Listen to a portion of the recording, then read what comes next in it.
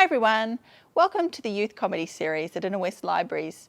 Before we begin, we would like to acknowledge the traditional owners of the land on which we meet today, the Gadigal and Wangal people of the Eora Nation, and to pay our deepest respects to their elders past, present and emerging. Now I'm going to hand you over to Marcel for our excellent comedy series. Hello, my name's Marcel. Welcome back. Today we're going to be talking about observational comedy. I have only recently started getting into observational comedy. Originally I was doing a lot more storytelling stuff because I found with observational it meant everyone's going to be talking about the same sort of things. How can I find a unique take on different things that people are always talking about? There's a few hack sort of subjects. Hack is things that have been well trodden. And people will already be rolling their eyes or be yawning in the audience if they hear a comedian on stage talk about things like airplane food or the difference between men and women. They get tired of these sort of topics. So I found myself wanting to go for more absurdist things or stranger things on stage. I started out in Adelaide and that gave me a small pond to play in and get used to experimenting with different styles. Experimenting with different styles early on is a great way to find your comedic voice. Different people will tell you different things and there's no strict rule with this, okay? There's just guidelines. Some people will say you won't find your comedic voice until 5-10 years in. Some people find a sense of their own personality on stage much faster. But don't put so much pressure on yourself to think that as soon as you step onto stage for the first time, that you should know exactly who your stage persona is, that you should know exactly how you want to come across or what's most funny about you. Sometimes even the most funny comedians that you enjoy, your favorite comics, won't be what you do on stage. And you'll have a hard time maybe coming to terms with that. Some comedians you'll see at open mics and stuff who are just starting out will be trying to emulate their heroes and having an awkward time doing it because they're not being their authentic self. And that's what we're looking for, your authentic self. So let's talk about observational comedy. Observational comedy, you could argue, is all comedy because it's observational, we're observing the world.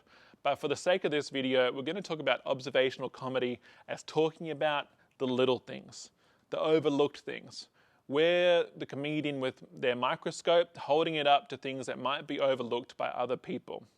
That might be something in a newspaper, a story that seems ordinary to someone who's just flicking through, but you, the comedian, sees there's something more to it. Or it might be in human behavior, okay? You might be at the supermarket and you see something in how people use their trolley or something in the self-checkout that you think is funny and something that other people would be able to relate to. That's what we're looking for with observational comedy, trying to find the little things. So as an experiment, what you might do is think about a familiar environment like the supermarket or like the airport and try and find the tiny things. It's especially important or especially impressive that if you can go to a familiar environment and find something overlooked by all the other comedians, then that's great too. What's your unique take on it? Try and think of a familiar environment that might be full of things that other people can relate to. If you think of the supermarket or the airport, there's loads of things, these places where we go all the time that are full of things that are ripe for comedic potential, that people can relate to. So much of observational comedy, if you think about comedians like Jerry Seinfeld, the audience is already laughing and relating to it just by premise alone. Okay, they're already going, oh, I can relate to that. Oh, I have noticed that. No one's ever talked about that before, and I'm excited that you've noticed that. So for the airport, it might be something like the way people stand at the luggage carousel, how people don't really know how to stand there. You might find something funny in relating that to a different scenario, like animals in the Serengeti going around a waterhole and gathering around the luggage carousel, not knowing how to stand there and not knowing how to stand properly. Stand behind the lines. I'm very passionate about it. So let's talk a bit about the formula. Some people work well with the formula, but formulas are just a guide. You don't have to use them. So let's talk about an observational comedy formula. We're starting with the premise. The premise is very clear. It has to get across to the audience what it is and how we feel about it. So in this example, I might say, I hate the way people stand at the luggage carousel at the airport. The feeling, the emotion, the attitude is key. If I'm not passionate about it, if I can't show that I care in some way, frustrated, annoyed, bemused, fascinated, whatever the emotion is, then how's the audience going to get invested? We have to make them care. Some audience members might automatically feel the same way. They might go, oh, tell me about it. I get annoyed at the luggage carousel too. But if they don't feel it, they have to be sort of taken on by my passion. They have to see how passionate I am, and they might start to care just based on how much I care about it. Same thing goes with even smaller things.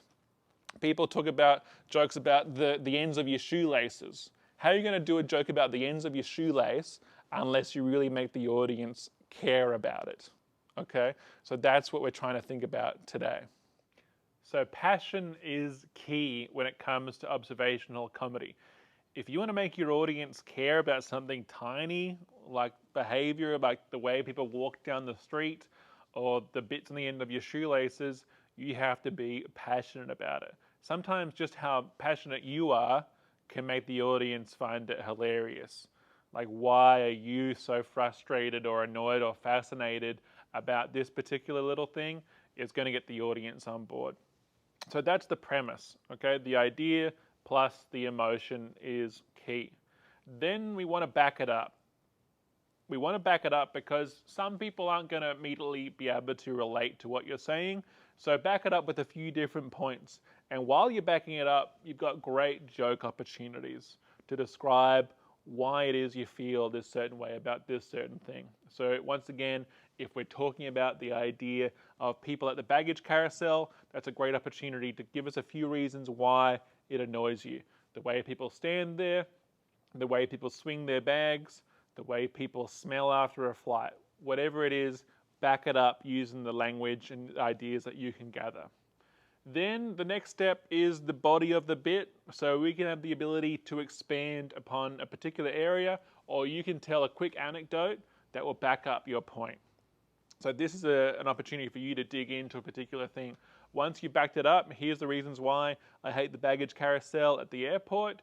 Then you can go into a particular moment to illustrate your point. You might say, one time I was at the airport and I went to the baggage carousel and it was so full with people that I felt like I was in the Serengeti and I felt like I was battling rhinos and giraffes to get to my luggage. Okay, so use that language and use that experience to back up your point and to arrive at your punchline. You're going to discover that punchline automatically, or you might find it in experimenting. It really depends on the particular bit. Stand-up is all about performing, editing, performing again, listening to it back. Some people hate listening to themselves back, but that's what you've got to do to be able to refine your stand-up. Some people also set up cameras so they can watch themselves back and check on certain behaviors and go, oh, turns out that I'm always doing this with my hand and no one told me, or I'm always saying the word or okay too much. So we're trying to break those sort of habits that our peers or audience members won't be giving us that feedback for. We've got to be our own directors and make sure that we're refining our material and making it strong as possible. So that's the goal that I'm going to give to you.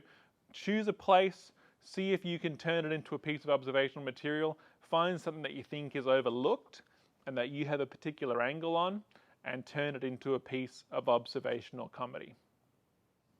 So what now? We've started writing stuff. How do you get to go and do comedy? How do you get to be a comedian?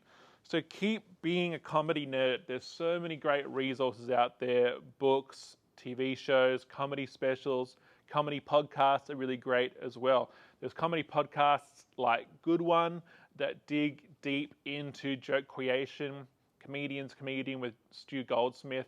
These podcasts give you a glimpse into the world of comedy and how different people write. You're going to find the way that works for you. Some people write on stage, which means experimenting on stage with their material, and some people spend more time writing on the page. You'll find what works for you as you develop your comedy style. So go out, find an audience, find opportunities to perform. I hope you've enjoyed these videos. You can find me on marcelblanchtewilt.com, and good luck for your first performance.